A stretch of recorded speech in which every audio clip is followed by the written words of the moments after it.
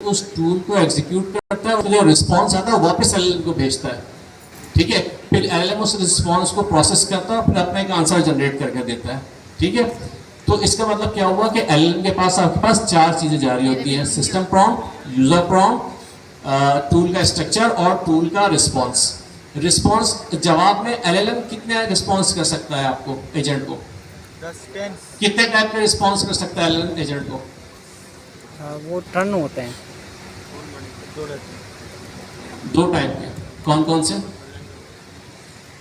Sir, एक तो normal response होता है स्ट्रिंग बेस, और दूसरा सर वो टूल जो कॉल करता है, फिर दूसरा टूल कॉल्स जो करता है। Tool call. बिल्कुल, दो तरह के जवाब देता है आपको आपका एलएलएम। जो एलएलएम का आप रिक्वेस्ट भेजते हैं उस रिस्पॉन्स में वो दो तरह के, या तो वो फाइनल आउटपुट देगा। फाइनल आउटपुट का मतलब क्या हुआ कि ये फाइनल जवाब है और इसके बाद फर्दर एग्जीक्यूशन नहीं होगी, आपने वो जवाब उठा के दिखा दिया यूजर को।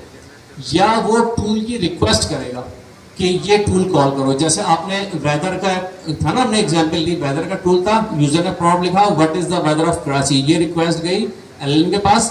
एलएलएम को इसका आंसर नहीं पता था, तो उसने कहा कि इसके लिए गेट वेदर का टूल कॉल करो, तो ये उसने रिस्पॉन्स किया कि ये वाला टूल कॉल करो। ठीक है, एजेंट ने टूल कॉल किया, टूल कॉल के लिए रिस्पॉन्स जनरेट किया और वो रिस्पॉन्स वापस भेजा एलएलएम को। फिर एलएलएम ने उस रिस्पॉन्स को प्रोसेस किया और फाइनल आउटपुट आपको दे दिया। तो इसका मतलब ये हुआ कि एजेंट जो है वो चार तरह की इंफॉर्मेशन भेज रहा है और एलएलएम रिस्पॉन्स में दो तरह की इंफॉर्मेशन भेजता है, या तो फाइनल आउटपुट या टूल कॉल। अच्छा, अब ये जो आपके पास रनर होता है ना, ये पूरा एक लूप होता है। लूप का मतलब क्या होता है कि जैसे वाइल का लूप होता है ना, आपने देखा वाइल का लूप। अगर आप वाइल का लूप ट्रू कर देंगे तो उसके अंदर जो भी एक्शन परफॉर्म हो रहे हैं वो इनफाइनाइट हो जाएंगे ना, क्योंकि आपने वाइल ट्रू कर दिया है, जब तक आप ब्रेक नहीं करेंगे वो लूप चलता रहेगा। तो अभी हम इसको रनर को भी कह रहे हैं लूप है। अब रनर अगर लूप है तो इसका मतलब है कि ये लूप में कोई एक्शन परफॉर्म कर रहा है। क्या एक्शन परफॉर्म करता है? सबसे पहले ये एलएलएम को रिक्वेस्ट भेजता है, फिर एलएलएम रिस्पॉन्स करता है। अगर एलएलएम ने फाइनल आउटपुट दे दिया तो ये लूप खत्म हो जाएगा। लेकिन अगर एलएलएम ने कोई टूल कॉल कर लिया है तो अब क्या होगा, एजेंट टूल को कॉल करेगा, उसका रिस्पॉन्स दोबारा भेजेगा एलएलएम को। फिर एलएलएम देखेगा कि क्या अब फाइनल रिस्पॉन्स जनरेट करना है या कोई और टूल कॉल करना है। अगर फाइनल रिस्पॉन्स जनरेट करना है तो फाइनल आउटपुट भेज देगा। जैसे ही फाइनल आउटपुट भेजेगा आपका लूप खत्म हो जाएगा। ये जो रन का लूप होता है ये कब खत्म होता है? जब आपके पास फाइनल आउटपुट आता है। ठीक है, इन चीजों को लिख लें या याद रखें ये चीजें। ठीक है, कि कब टर्मिनेट होता है रनर डॉट रन का लूप? जब फाइनल रिजल्ट है, जब फाइनल आउटपुट आता है। टूल कॉल की रिक्वेस्ट पे ब्रेक कॉन्टेक्स्ट से कर वो स्किप लॉजिक के साथ डायनामिक इंस्ट्रक्शन रिटर्न करेगा। वो डायनामिक इंस्ट्रक्शन कुछ भी बना सकते हैं कि भाई टीचर है तो एजेंट जो है उसका बिहेवियर टीचर वाला रहे या स्टूडेंट वाला रहे। अगर कोई स्टूडेंट आ रहा है तो उसकी इंस्ट्रक्शन क्या हो जाए, एज टीचर हो जाए। और इसी तरह अगर कोई मैथ का टीचर है तो वो मैथ का स्पेशलिस्ट बन जाए, कोई इंग्लिश का टीचर है तो वो इंग्लिश का ही वो बन जाए। ठीक है, रोल से आप इसको स्किप लॉजिक लगा सकते हैं। क्लियर है? इसमें तो कोई प्रॉब्लम नहीं है। रिपीट से पहले एक चीज़ और देख लेते हैं, फिर से भी मैं एक हिंट दे देता हूँ। असाइनमेंट रिपीट करना। असाइनमेंट ये है कि मान लो कि कोई स्टूडेंट आता है इंग्लिश पढ़ने, तो एजेंट क्या होना चाहिए? स्पेशलिस्ट इंग्लिश का। कोई स्टूडेंट आता है मैथ पढ़ने, तो एजेंट का बिहेवियर क्या होना चाहिए? मैथ टीचर का। तो अगर हम यहाँ पे इसको बता दें कि भाई टीचर की जगह ये स्टूडेंट है और एक और फील्ड बना दें सब्जेक्ट की कि भाई ये कौन सा सब्जेक्ट पढ़ने आया है, मैथ का आया है, तो हम डायनामिकली उसको कवर कर सकते हैं।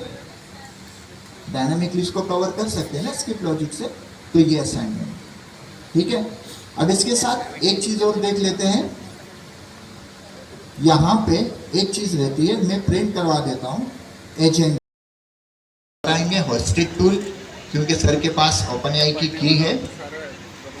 टूल के ऊपर आने के बाद यहाँ पे हम बनाते हैं अपना कस्टम टूल। डॉक्यूमेंटेशन पढ़ते जाएंगे, एक्सप्लोर कि आप जो है गलत असाइनमेंट कर रहे हो। ठीक है, तो तब पैरेंटिंग क्लास का आपके पास असल मकसद आएगा ना, वरना पैरेंटिंग क्लास का मकसद क्या हुआ अगर वो आपको वैलिडेट ही नहीं कर रही। तो ये आपने घर जाके देखना है कि पाइथमेटिक से वैलिडेशन किस तरह करेंगे आप डाटा के अंदर। क्लियर? ठीक है। अच्छा ये मैंने क्या किया हुआ था, ओके इसको मैंने बंद कर दिया और यही बंद कर दिया, ये बंद कर दिया। अच्छा ये वही जो सर ने अभी आपको कोड लिखवा रहे थे वही कोड मैंने खोला हुआ है, सिर्फ थोड़ा सा चेंज कर दिया इसको मैंने कि मैंने क्या किया कि यहाँ पे सर ने क्या किया था कि जो क्लास बनाई थी, अच्छा अभी सर जो पढ़ा रहे थे आपको, आपने दो तरीकों से देखा कि आप जो है क्या बना सकते हैं, टूल्स बना सकते हैं। एक तो हम टूल जो कि पहले से पढ़ते हुए आ रहे थे डेकोरेटर के थ्रू हम बना देते हैं, ठीक है। और दूसरा टूल अभी सर ने आपको बताया फंक्शन टूल फंक्शन की क्लास के थ्रू, ठीक है। एक काम करते हैं, मैं अभी जो हूँ इसको बंद कर देता हूँ, जो हमने ऊपर बनाया हुआ ये वाला, और प्रॉम्प्ट पास कर दिया, ठीक है। और जो फाइनल आउटपुट आया वो डिस्प्ले करवा दिया। चले इसको एग्जीक्यूट करके देखते हैं इसको। क्या है ये tool.py, uv run tool.py,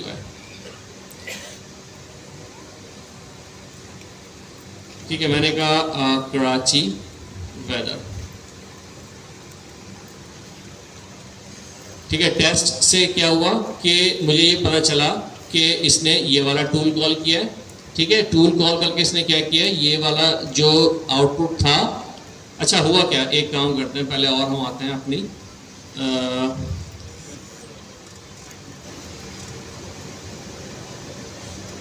ये लॉग खुली हुई है। तो इसका मतलब क्या हुआ कि आप भले डेकोरेटर लगा दें इसके ऊपर, लेकिन जो आपका एजेंट है या जो आपका एजेंटिक एआई है, एलएलएम है, वो आखिर में जो आपके पास टूल जनरेट करता है वो यही वाली क्लास जनरेट करता है, ठीक है। ये तो उन्होंने उसके ऊपर रैपर लगा दिया है आपको। अब देखें इस तरह बनाना आपको मुश्किल लग रही है ना क्लास, लेकिन इस तरह बनाना आपको आसान लग रही है, क्योंकि ये क्या है जैसे पाइथन का फंक्शन है, लेकिन इस तरह आप बनाएंगे तो आपको मुश्किल लगेगा। तो इन्होंने आपके लिए आसानी कर दी, इन्होंने कहा आपको पाइथन का फंक्शन बनाना तो आता है, आप वो बना लें, जस्ट उसके ऊपर आप ये डेकोरेटर लगा दें और उसको बैक एंड पे फंक्शन की क्लास के अंदर कन्वर्ट हम खुद कर देंगे, ठीक है। तो अच्छा अब मुझे एक बात बताइए कि यहाँ पे जो है अभी आप देखें कि नेम तो आ गया, ये नेम कहाँ से आया, गेट वेदर। ये जो डेकोरेटर है ये करता है कि जो भी आप इसको फंक्शन का नाम देते हैं उस फंक्शन के नाम को टूल का नाम बना देता है, ठीक है। दूसरी चीज़ क्या होती है, इसको डिस्क्रिप्शन चाहिए होती है। अब यहाँ पे देखें डिस्क्रिप्शन ब्लैंक आ रही है, क्यों आ रही है डिस्क्रिप्शन ब्लैंक, क्योंकि हमने यहाँ पे डॉक स्ट्रिंग डिफाइन नहीं की हुई। अगर हम जब डॉक स्ट्रिंग डिफाइन करते हैं तो ये जो आपका फंक्शन टूल का डेकोरेटर है ये उस डॉक स्ट्रिंग से आपकी डिस्क्रिप्शन जनरेट करता है टूल की, ठीक है। तो मैं क्या कहता हूँ, मैं यहाँ पे डिस्क्रिप्शन डिफाइन करता हूँ, get the weather of provided city, ठीक है। अब हम देखते हैं इसको एग्जीक्यूट करके दोबारा से। तो अब देखें कुछ गलत कर दिया हमने, क्या करा, अच्छा ये इस पर एरर दे रहा है, इसको बंद कर देते हैं।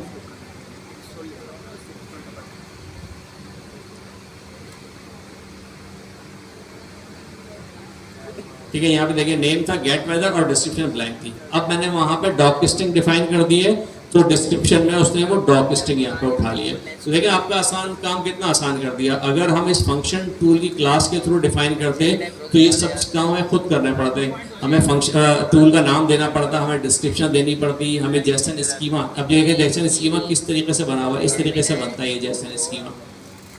एक जैसन स्ट्रिंग होती है, उसके अंदर ये सारी वैल्यू होती है कि सिटी है, उसका टाइटल सिटी है, रिक्वायर्ड है, टाइटल का नाम ये है, ये सब चीज़ें हमें उसको डिफाइन करनी पड़ती। इसने क्या करता है, ये करता है आपके पास जो आपने यहाँ पे आपको दिया है पैरामीटर, उस पैरामीटर को लेता है और उससे स्कीमा खुद ही जनरेट कर देता है, ठीक है। तो ये जो डेकोरेटर है देखें कितने काम कर रहा है, ये आपका टूल का नाम भी जनरेट कर रहा है, उसकी डिस्क्रिप्शन भी जनरेट कर रहा है, उसका स्कीमा भी जनरेट कर रहा है, वो स्कीमा जो एलएलएम को चाहिए, ठीक है। तो आपको यहाँ पे इसके साथ जो है वो इसकी डेटा टाइप क्लास में डिफाइन करनी है। जो आप टूल बनाते वक्त आप जो पैरामीटर दे रहे हैं उसकी डेटा टाइप क्लास में डिफाइन करें, क्योंकि ये डेटा टाइप जो है वो उसको स्कीमा जनरेट करते वक्त चाहिए होती है। अगर आप नहीं देंगे तो स्कीमा के अंदर उसकी डेटा टाइप नहीं जाएगी, ठीक है। जब डेटा टाइप नहीं जाएगी तो एलएलएम को भी नहीं पता होगा कि डेटा टाइप इसको क्या पास करनी है, इंटीजर पास करनी है, स्ट्रिंग पास करना है, बूलियन पास करना है, तो आपने डेटा टाइप डिफाइन करनी है, ठीक है। तो ये डिफरेंस था आपके पास टूल के अंदर। ये टूल डेकोरेटर जो है ये भी अल्टीमेटली आपके पास वही फंक्शन टूल जनरेट कर रहा है जो अभी लास्ट क्लास में सर ने थोड़ी देर पहले बताया। कौन सा मेथड है, इधर आता है, हम इसे कोड में आके देखते हैं। एसिंक्रोनस। ये देखें, ये एसिंक मेथड है, ठीक है। और एसिंक मेथड जो है वो हमेशा अवेट के साथ चलता है। तो मैंने जब अवेट लगाया, इसको एक काम करता है, मैं इसको यहाँ से निकालता हूँ, बल्कि एक काम करता हूँ, मैं कोड हटा देता हूँ सारा, खुद लिखते हैं कोड सारा, ठीक है। एजेंट बन गया। एजेंट के बाद हमने क्या करना होता है, इस एजेंट को हमने कहाँ रन करना होता है, लूप के अंदर, रनर लूप के अंदर ना। तो मैंने क्या लिखा, रिजल्ट, और मैंने लिखा रनर डॉट रन, उसके अंदर पास कर दिया एजेंट, और इसको मैंने दे दी एक what is the capital of Pakistan, ठीक है। एक मैंने इसको यूजर प्रॉम्प्ट दे दिया, और मैंने कहा print result dot final output.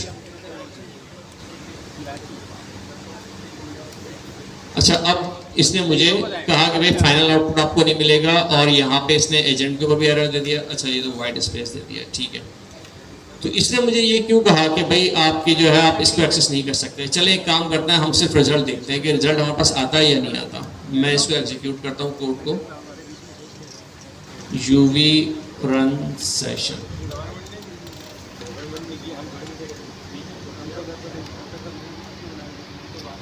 देखिए इसने इस तरह से दिया, क्रोनियस object runner dot run at this और वाज नेवर अवेटेड, ठीक है। ये कह रहे हैं कि भाई आपका जो रनर डॉट रन का फंक्शन है ये एसिंक्रोनस फंक्शन है, आपने इसके साथ अवेट नहीं लगाया, तो हमें इसके साथ अवेट लगाना पड़ेगा।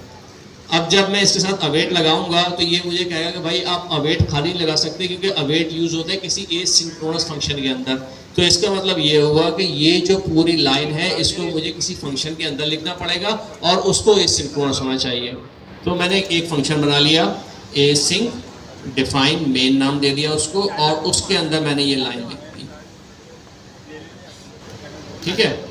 तो अब देखें, इसने वाला रिमूव कर दिया। जब मैं रिजल्ट डॉट लिखूंगा तो ये मुझे इंटेलिजेंस भी देना शुरू कर देगा, फाइनल आउटपुट, ठीक है।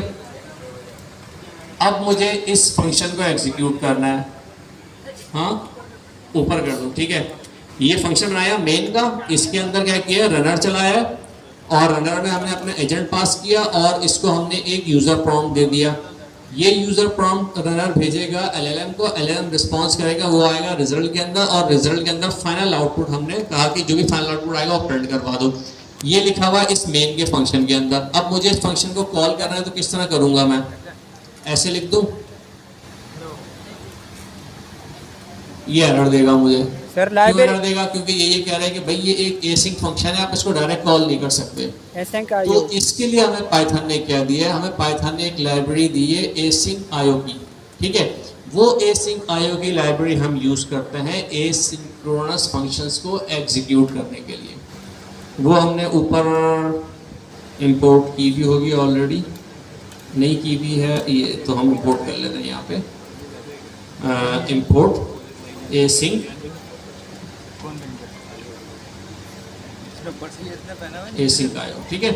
और ये एसिंक आईओ की जो लाइब्रेरी होती है, इसके अंदर एक मेथड होता है रन का, और ये रन का मेथड होता है जो है वो आपके एसिंक्रोनस मेथड्स को या फंक्शंस को रन करता है।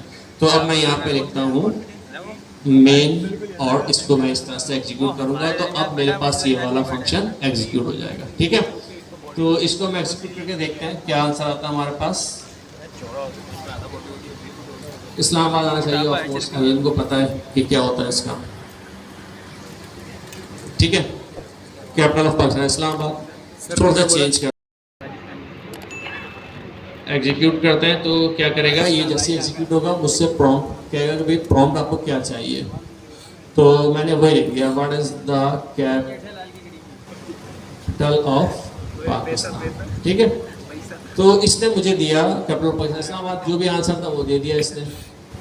अब ये आपके पास जो है रनर डॉट रन, अब यहाँ पे आया, हम जाते हैं इसके फंक्शन के अंदर, देखें ये रनर क्लास थी, इसका एक मेथड है रन, और ये सारे इनपुट ले रहा है जो भी है। उसमें क्या है, स्टार्टिंग एजेंट है जो हम देते हैं एजेंट, और इनपुट जो हम यूजर से लेके ये प्रॉम्प्ट जो हम पास करते हैं, ठीक है। यहाँ तक करते हैं इसको, और रिटर्न क्या करता है, आपको रन रिजल्ट की एक क्लास रिटर्न करता है। इसके अंदर क्या क्या चीजें होती हैं ये देखें, इसके अंदर होता है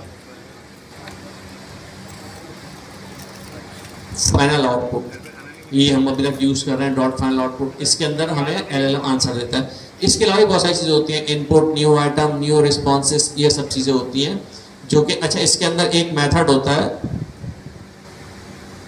टू इनपुट लिस्ट का। ये क्या करता है ये हम देखते हैं। अच्छा एक काम करते हैं, मैं इसको ना फाइनल आउटपुट तो हमारे पास आ ही रहा है, इसको हम हटा देते हैं और हम कुछ और चीज़ें इसकी एक्सप्लोर करते हैं कि रिजल्ट के अंदर और क्या क्या आता है। रिजल्ट के अंदर हमारे पास आता है डॉट लगा, और भी तो कोई प्रॉपर्टीज हो सकती है ना, कौन कौन सी होंगी, उसमें से एक है, एक बहुत आसान तरीका दे दिया है। तो वो तरीका बताने के लिए मुझे आपको पहले ये बताना था कि हम ये पहले काम किस तरीके से होता था, ठीक है। अब यही काम हम करते हैं।